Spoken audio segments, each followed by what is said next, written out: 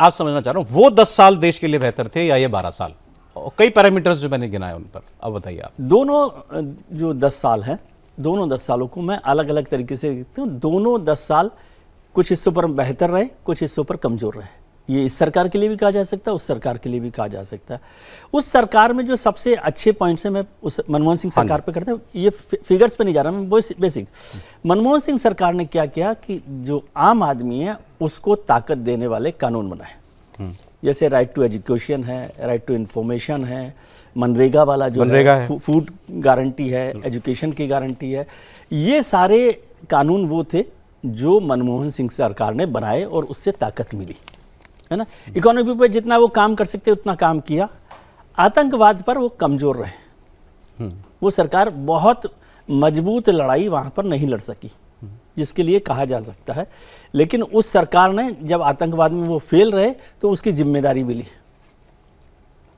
समझे। यदि 2004 से 2010 देखे तो मुंबई वाली जो घटना हुई है उसमें होम मिनिस्टर का इस्तीफा हुआ, वहाँ पर महाराष्ट्र के मुख्यमंत्री का भी इस्तीफा हुआ, दोनों लोगों का इस्तीफा हुआ, और कई बार, और उस सरकार में बहुत सारे मंत्रियों का इस्तीफा। अकाउंटेबिलिटी ज्यादा थी, अकाउंटेबिलिटी उस सरकार की ज्यादा थी।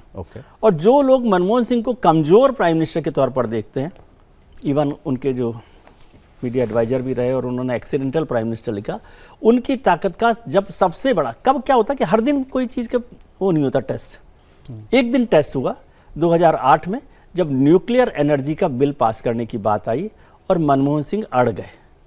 वो सरकार गिरने की स्तर तक हो गया। जो लेफ्ट पार्टीज थी जिनको बहुत सपोर्ट माना जाता था, जिसके लिए उस सरकार ने भी बहुत काम किया था, उसके बाद भी लेफ्ट ने उसको विड्रॉ कर लिया सरकार से समर्थन, लेकिन वो चलाया और उसका फायदा आज की सरकार उठा रही है। ठीक है, आज का देश उठा रहा है, सरकार का क्या मतलब है। ये मोटी बात है, बहुत लंबा हो जाएगा। ठीक है, अब आते हैं मोदी सरकार पे।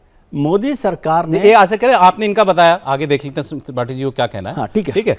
आपने दो मुझे प्लस बताए मेजर, जो आपको लगता है इन पैमानों पे आंकना ठीक होगा यूपीए के 10 साल को। अकाउंटेबिलिटी ज्यादा थी आपने कहा, और दूसरा आपने कहा आम आदमी को अधिकार देने वाले कानून ज्यादा बने उस दौर में जी। ठीक। अच्छा, इंसिडेंटली यही आरोप इस मोदी सरकार पर लगता है कि जो कानून उन्होंने बनाए सोशल वेलफेयर, इसको क्या कहेंगे सर, मतलब सोशल सिस्टम के लिए, सोशल जस्टिस के लिए, उसको कमजोर किया मोदी सरकार ने। ये कांग्रेस का आरोप है कि राइट टू इन्फॉर्म, आरटीआई को कमजोर किया, मनरेगा को कमजोर किया, अलग नाम से लेकर के आया। एनीवे, ये पहला टेक विजय जी का आया। आप बताइए आपके लिए क्या है जजमेंट का पैमाना?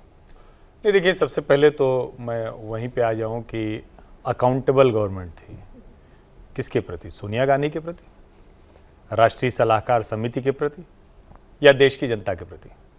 जो सरकार अनडेमोक्रेटिकली, क्या कहेंगे, नॉमिनेटेड भी नहीं कहेंगे, वो तो तय कर लिया सोनिया जी ने तो हो गया, अलोकतांत्रिक तरीके से चलाई गई 10 साल की एक सलाहकार समिति की सरकार को हम सरकार माने, मुझे लगता है, मुझे तो इसी पे सबसे बड़ा प्रश्न चिन्ह लगता है।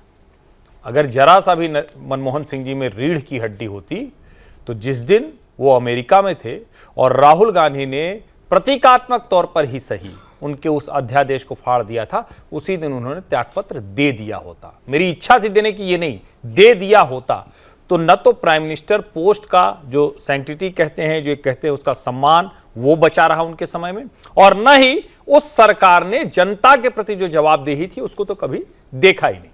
अब कई बार हम ये कहते हैं, कई बार ये आ जाता है कि भाई इतने सोशल जस्टिस के, सोशल वेलफेयर के, एम्पावरमेंट के काम किए, राइट वर्ड एम्पावरमेंट कह सकते हैं उसको, कि ढेर सारे राइट राइट राइट राइट लगा के कर लिया।